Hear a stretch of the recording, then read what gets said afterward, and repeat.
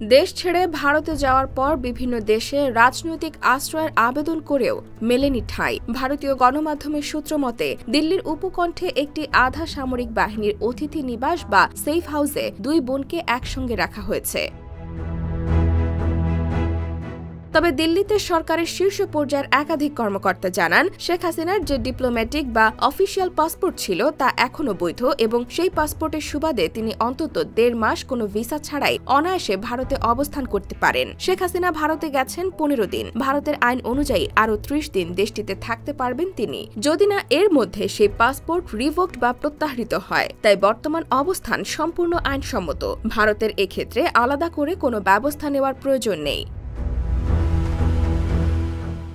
দিল্লির কর্মকর্তারা আরও জানান, ভারতে শেখ হাসিনার এই মুহূর্তে অবস্থানের ভিত্তিটা হল ভারত ও বাংলাদেশের মধ্যে স্বাক্ষরিত ট্রাভেল অ্যারেঞ্জমেন্ট। শেখ হাসিনা ও নরেন্দ্র মোদী সরকারের মধ্যে ঢাকাতে এই সমঝোতা স্বাক্ষরিত হয়েছিল ২০১৮ সালের ১৫ July.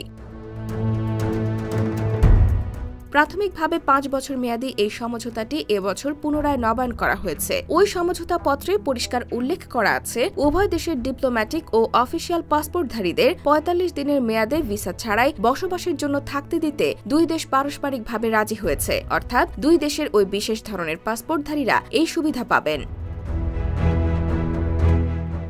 IBTV USA, new York.